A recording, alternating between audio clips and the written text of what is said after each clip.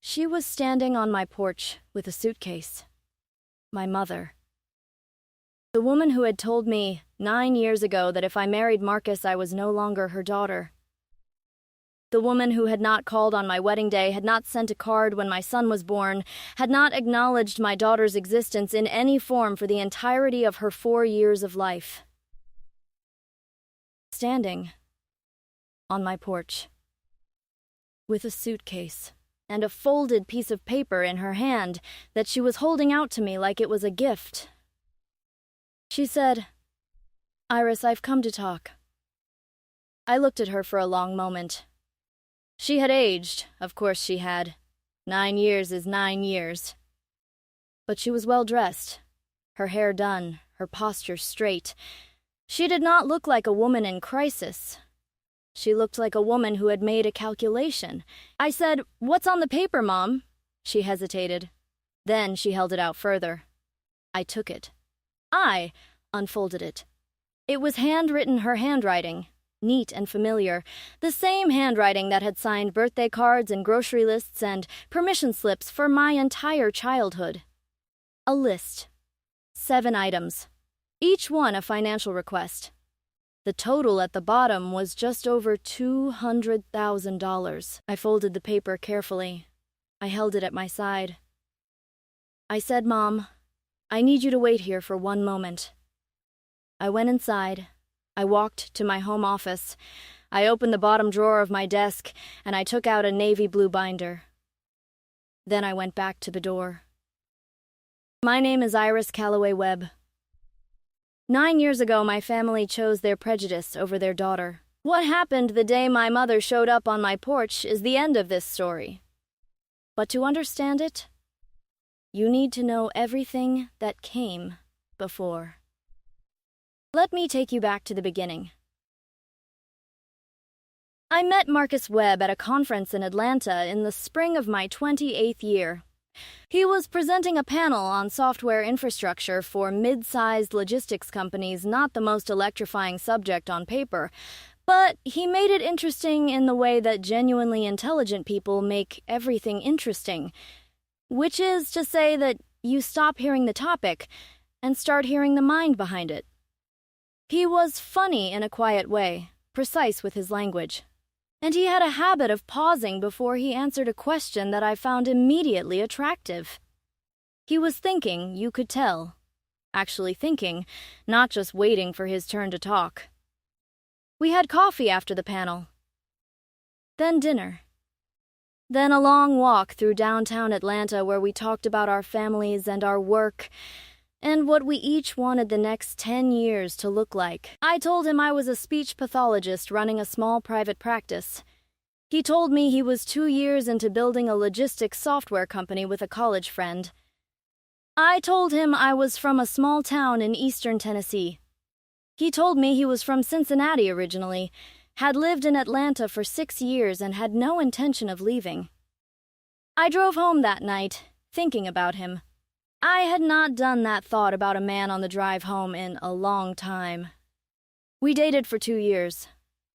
Carefully, honestly, with the specific intentionality of 2 people who had been around long enough to know what they wanted and what they didn't. He met my friends before he met my family. I want to be transparent about that sequencing. Because I knew, even then, that the meeting with my family would be complicated. I wanted to be certain about him before I introduced that complication. I was certain. My family, my parents, Ray and Connie Sutton, and my older brother Dale lived 40 minutes outside of Knoxville. They were not bad people. I have spent 9 years trying to hold on to that truth, because letting go of it entirely would require me to let go of a version of my childhood that I am not ready to release. They were church-going, community-minded, hard-working people who loved me in the way they understood love, which had limits I had not fully mapped until I brought Marcus home for Thanksgiving. The limits became clear quickly, not in anything said outright, not that first visit. It was in the quality of the silences. The way my father shook Marcus's hand without meeting his eyes. The way my mother's smile stayed perfectly in place all evening with a tightness around the edges that I recognized as her managing herself. The way Dale barely spoke, and when he did it was only to me, as though Marcus were not present. The way the evening ended 40 minutes earlier than our family Thanksgivings usually did, with my mother saying she was tired.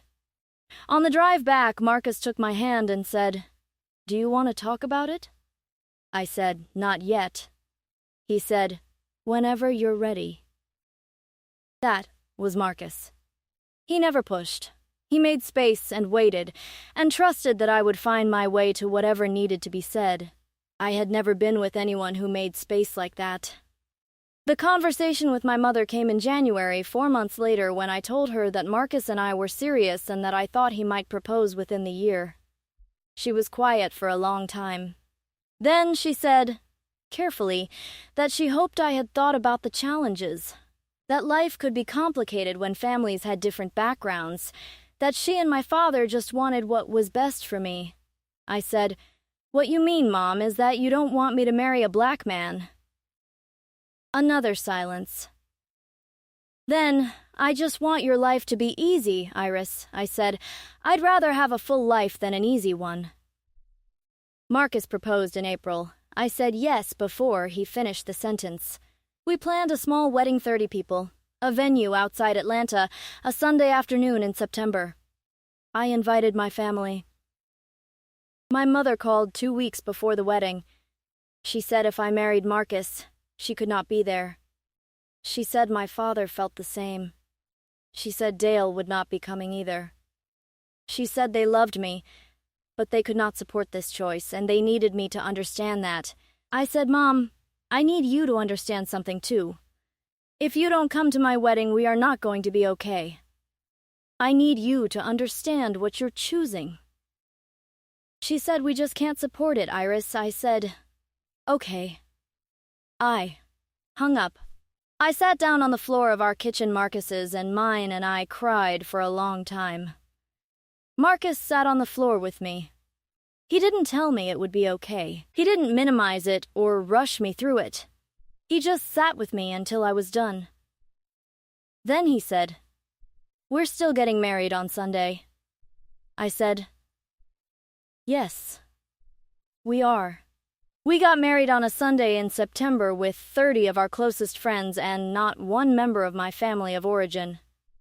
My matron of honor was my college roommate Denise, who cried through the entire ceremony. My father-in-law walked me down the aisle. Marcus's mother held my hand during the photos and told me I was the best thing that had ever happened to her son, and she meant every word. That was the day I understood the difference between family by blood and family by choice. 9 years followed. 9 full, complicated, beautiful, hard years. My practice grew. Marcus's company grew faster. The logistics software found a market in ways neither of us had fully anticipated, and within 6 years it had gone from a startup to something that people in that industry paid serious attention to. We bought a house in a suburb north of Atlanta that we loved. We had our son Benjamin in year 3 of our marriage, and our daughter Claire in year 7. My family sent nothing. No card when Benjamin was born. No acknowledgment of Claire's existence. No calls on holidays. No contact of any kind for 9 consecutive years. I built a life of extraordinary fullness in that silence. But I want to be honest, it was never not painful. Every milestone my children reached, I felt the absence. Every birthday, every Christmas, every ordinary Tuesday that was somehow beautiful, I felt the shape of the people who had chosen not to be there. I kept a record of it. Not for any legal purpose, not at first, just because I couldn't not. A navy blue binder that I started the week after my wedding. Every missed birthday. Every holiday without a card. Every significant moment: Benjamin's birth, his first steps, Claire's arrival logged by date, documented by what was absent. I don't know exactly why I started keeping it. Maybe because I was afraid that someday someone would tell me it hadn't happened, that the silence hadn't been as total as it was. It had been exactly as total as it was. And then, in the spring of the 9th year, Marcus's company went public. The IPO was covered in the Atlanta business press and one national tech outlet that ran a brief profile of Marcus and his co-founder. The article mentioned our family. It mentioned our home. It mentioned, in the way these articles sometimes do, a general sense of the wealth involved. My mother appeared on my porch 11 days after that article was published. I have thought about that timing many times. 11 days.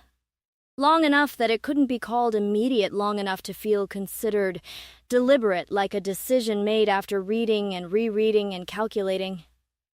Short enough that the ink on that article was barely dry. I have already told you what I found on that paper she handed me. 7 items, a total just over $200,000. Let me tell you what those items were, because I think it matters that you understand the specific shape of what she was asking. Item 1. A down payment on a new home for her and my father, whose mortgage had become difficult to manage on their retirement income. $80,000. Item 2. Full payoff of my brother Dale's personal debt credit cards, a personal loan, a debt to a family friend. $31,000. Item 3 through 6. Various expenses my father's dental work, a car replacement for Dale, a medical procedure my mother wanted that insurance didn't fully cover, a family vacation that she described as long overdue. Item 7. A monthly allowance, going forward, of $3,000. For the family. Ongoing, she had itemized it. She had written it in her neat handwriting on monogrammed notepaper. She had brought a suitcase as though she expected to stay while we worked through it together, as though this was a negotiation between people with an ongoing relationship rather than a woman arriving at the door of a daughter she had not spoken to in 9 years with a financial invoice. When I came back to the door with my navy blue binder, my mother was still standing on the porch. She looked at the binder and something shifted in her expression, not quite recognition, not quite alarm, but something in between. I said, "Mom, I want you to know that I am not going to invite you in today. But I am going to say a few things, and I'd like you to hear them." She said, "Iris," I said, "please let me finish." She went quiet. I said, "In this binder is a record. 9 years of dates. Benjamin's birth, no card, no call. His first birthday. His second. Claire's birth, nothing. Her first Christmas. Every significant date for 9 years. I kept it, because I needed to know that what happened was real, that the silence was as complete as it felt. It was. I want you to know that I know exactly what the last 9 years contained, and what they didn't. My mother's eyes had gone very bright. She said, "I know we have things to work through." I said, "We don't have things to work through, Mom. We have a 9-year record. And at the end of that record, 11 days after a newspaper article about Marcus's company, you arrived at my door with a financial list. I want you to hear how that looks from where I am standing." She said, "I miss you. I miss my grandchildren." I said, "You have never met your grandchildren. You chose that." The words landed. I watched them land. My mother pressed her lips together and looked away for a moment. I said, "I'm not going to make any decisions today. I need you to go home, and I need some time. I will call you." She picked up her suitcase. She walked to her car, a car I didn't recognize, driven 3 hours from Tennessee. She paused at the driver's door and said, "I am sorry, Iris, for more than just today." I said, "I know, Mom. I went inside and I closed the door, and I stood in my hallway for a long time. That was the first peek. I told Marcus that evening. We sat at the kitchen table after the children were in bed, and I laid out the handwritten list and told him everything. He read the list twice. He set it down. He said, "What do you want to do?" I said, "I don't know yet. But I know what I don't want to do." He said, "Then start there." I did not call my mother that week, or the week after. I needed to think without pressure. But the pressure came anyway, from a direction I hadn't expected. A woman named Patricia, someone I had known vaguely from my hometown, a friend of a friend who now lived in Atlanta, contacted me through social media. Her message was careful and kind in tone, but the content of it was not. She said she had run into my mother recently and that my mother had spoken to her about the situation, and that Patricia wanted to reach out because she thought I should know what was being said. My mother, it turned out, had been making calls to people who knew me from my hometown, to distant relatives, to anyone she could think of who might have a line to me, or to people in my current life. The story she was telling was not the story of a woman who had arrived at her daughter's door with a financial list after 9 years of silence. The story she was telling was of a daughter who had cut off her family out of anger, who had married into money and turned her back on the people who raised her, who had denied her aging parents access to their grandchildren out of spite. She was framing my 9 years of living my life, my quiet, full, undramatic 9 years, as an act of cruelty toward her. I read Patricia's message 3 times. I thanked her. I saved the message. And I called an attorney. Not for litigation, not yet. Not necessarily. But I needed to understand my position. The attorney I found, a woman named Dr. Sandra Kim, who specialized in family law and estate matters, listened to the full situation in our first consultation and said something that I have thought about many times since. She said, "The binder you kept is going to matter. Keep adding to it." I went home and I added Patricia's message to the binder. The third peek came 3 weeks later, and it was the one that removed every last trace of ambivalence I had been carrying. My son Benjamin was 8 years old. He attended an after-school program 3 days a week at a community center about a mile from our house. I was at my practice on a Wednesday afternoon when I got a call from the community center director, a woman named Joyce, who I knew well and trusted completely. Joyce said, "Iris, I need to let you know something. A woman came to pick up Benjamin today. She said she was his grandmother.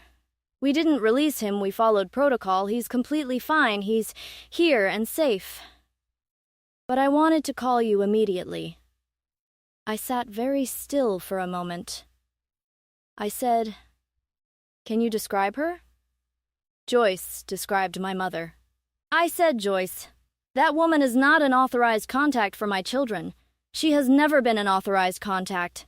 Please document this, and I will be there in 15 minutes. I picked up Benjamin. He was fine, slightly confused, slightly excited, telling me that a lady had said she was his grandma and had tried to give him a candy bar through the fence before the staff intervened. He thought it was interesting. I held his hand very tightly on the walk to the car. I drove home. I called Marcus. Then I called Sandra. Sandra said, very calmly, "Document everything Joyce told you. Get a written incident report from the community center. And then we are going to have a different kind of conversation." My mother had attempted to access my child without my permission, after 9 years of not acknowledging his existence. 3 weeks after arriving at my door with a list of financial demands, I opened the navy blue binder that evening. I added 3 new pages. And I made a decision. Sandra and I met in her office the following morning. I brought the binder.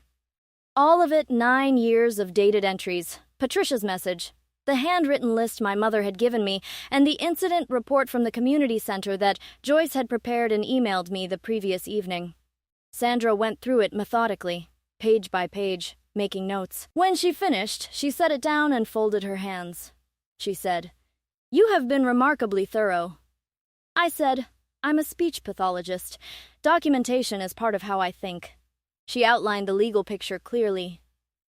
The attempted pickup at the community center, depending on how it was characterized, could support a formal no-contact order if my mother attempted anything similar again. The social media campaign my mother had been running, if it rose to a level of defamation or harassment, was also documentable, and the financial demands, while not illegal in themselves, were relevant context for establishing a pattern of behavior. She said, "My recommendation is a formal cease and desist letter. It puts your mother on notice that her contact attempts, especially any attempts involving your children, will be treated legally going forward. It doesn't close the door to a future relationship if that's something you choose, but it establishes a very clear boundary." I said, "Draft it."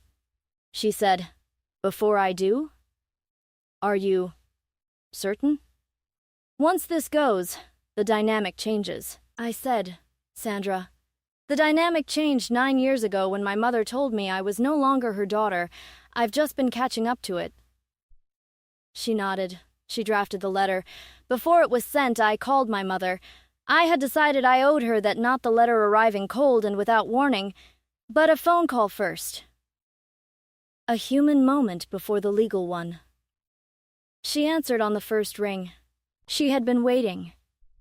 I said, "Mom, I need to tell you some things, and I need you to listen without interrupting. Can you do that?" She said yes. I said, "I know you went to Benjamin's after-school program. I know you tried to take him. I need you to understand that he is my child, and Marcus's child, and that you have had no part in his life by your own choice. You do not have the right to walk into that life now without my permission." "Silence," I said. "I know you're in a difficult place financially. I understand that. But I need you to understand something. The reason Marcus and I have what we have is because we built it. Together, through years of work and sacrifice and showing up for each other every single day. You were not there for any of it. You chose not to be. And arriving at my door with a list of numbers is not the same as arriving at my door with an apology." My mother's voice, when she found it, was very small. She said, "I don't know how to apologize for something this big." I said, "I know. I believe that's true. But not knowing how to apologize is not the same as not needing to. And an apology, a real one, cannot come attached to financial demands. Do you understand that?" She said, "I just miss you." I said, "Mom, you have 2 grandchildren you have never met. Benjamin is 8 years old. Claire is 4. They are extraordinary people, and you have missed every single day of their lives. That is what I need you to sit with. Not the money." That, she was crying by then. I could hear it. I said, "I'm not closing the door forever, but I am closing it for now, and I need you to respect that. A letter is coming from my attorney. Please read it carefully, and please do not contact my children or attempt to see them without going through me first." She said, "Iris," I said, "I love you, Mom. That has never stopped being true.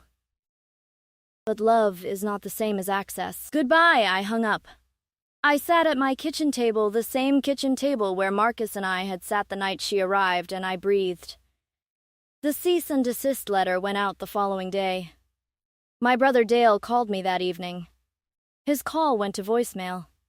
He left a message that was angry and accusatory, and that I will not repeat in detail. What I will say is that the message contained nothing that surprised me, and that I added a transcript of it to the binder. My father did not call. My father has still never called. That silence is its own kind of answer, and I have made my peace with it. Marcus held me that night. We lay in the dark in our bedroom, and he said, very quietly, "You did the right thing." I said, I know. It still hurts, he said. It's supposed to. That doesn't mean it was wrong. I fell asleep thinking about Benjamin and Claire asleep down the hall, about the life we had built for them, full and warm and entirely on our own terms, about what it meant to protect that, about what it meant to finally choose myself the way my family had never chosen me. The cease and desist letter had the effect Sandra had predicted. The social media outreach stopped. The calls to mutual acquaintances stopped. There were no further attempts to contact my children. My mother went quiet in a way that felt different from the 9 years of silence that had preceded it. That silence had been chosen and certain. This one felt like a person sitting with something they had been handed and did not know how to put down. 6 weeks after the letter, I received something in the mail. A card. No list. No financial requests. Just a card the kind from a drugstore, with a landscape on the front, a mountain scene. Inside, in my mother's handwriting, were 4 sentences. She wrote, Iris, I have been sitting with everything you said. I don't have the right words yet, and I know that. But I want you to know that I understand, now, what I chose. And I understand what it cost you. I am sorry. 4 sentences. I read them many times. I put the card in the binder not as evidence, but as a record of a different kind. The beginning of something, maybe, or at least the acknowledgment of what had been. I did not respond immediately. I let 3 weeks pass. Then, I wrote back a letter, not a card. Several pages. I told her about Benjamin and Claire in the way you tell someone about people they have never met, their personalities, their habits, the specific ways they were funny and frustrating and extraordinary. I described Claire's laugh. I described the way Benjamin approached problems, carefully and from 3 different angles, like his father. I did not invite her into our lives. I gave her a window to look through. I told her that the window could become a door someday, if she did the work, and that the work would take time, and that the financial list was not part of any conversation we would ever have. She wrote back. Then I wrote back. We have been writing letters, actual letters, on paper for the past 1.5 years. It is slow. It is careful. It is not what I would have chosen if I could have chosen anything. But it is something. And something, when you have had nothing for 9 years, is not nothing. My brother Dale and I do not communicate. His voicemail and the messages that followed through other channels made his position clear, and I have accepted it. Some relationships, when they break, reveal that they were never as solid as they appeared. Dale and I were never close in the way siblings sometimes are. I grieve the version of that relationship I had hoped we might someday build. I do not grieve the current reality. My father sent a text message 8 months after the cease and desist letter. It said, I hope you and your family are well. 9 words. From a man who had not spoken to me in 9 years. I sat with those 9 words for a long time, trying to understand what they held. I decided they held what he was capable of offering, which was not much, but was more than nothing. I texted back, we are. Thank you. That is where we are. I do not know if it will become more. I am not waiting for it to. The financial demands were never met. Not $1. My mother has never raised them again in any of our letters, which tells me she understood eventually that they were never going to be the path to what she actually wanted. What she wanted, I think, was her daughter back. The demands were a way of approaching that want that she did not know was the wrong way. People who have caused harm sometimes approach reconciliation through transaction because transaction is safer than vulnerability. I understand that now in a way I couldn't when she was standing on my porch. Understanding it does not mean accommodating it. Those are different things. Marcus and I celebrated our 10th anniversary last September. We went back to the venue where we had been married, a place outside Atlanta that had not changed much in 10 years. Same rolling grounds, same light in the late afternoon. We brought Benjamin and Claire, which we had not planned to do, but which ended up being exactly right. Benjamin, who is 9 and takes everything seriously, wanted to know all the details of the ceremony. Claire, who is 5 and does not take anything seriously, picked flowers from the landscaping and presented them to me with great ceremony and a gap-toothed smile. Marcus's mother was there. She is in her 70s now and moves more slowly, but her eyes are the same, present and warm and missing nothing. She held my hand during the photos the way she had 10 years ago and said, "You two did good." I said, "We did, didn't we?" She said, "Your children are magnificent." I said, "They are." She said, "Their grandma thinks so too." And I understood that she was talking about herself, that she had been their grandma every day of their lives, present, consistent, showing up. That grandmotherhood, like everything else that matters, is built day by day and not assigned by biology. I thought, standing there in the late afternoon light with my husband and my children and the woman who had walked me down the aisle, about the navy blue binder. About what it held, about why I had started it and what it had become.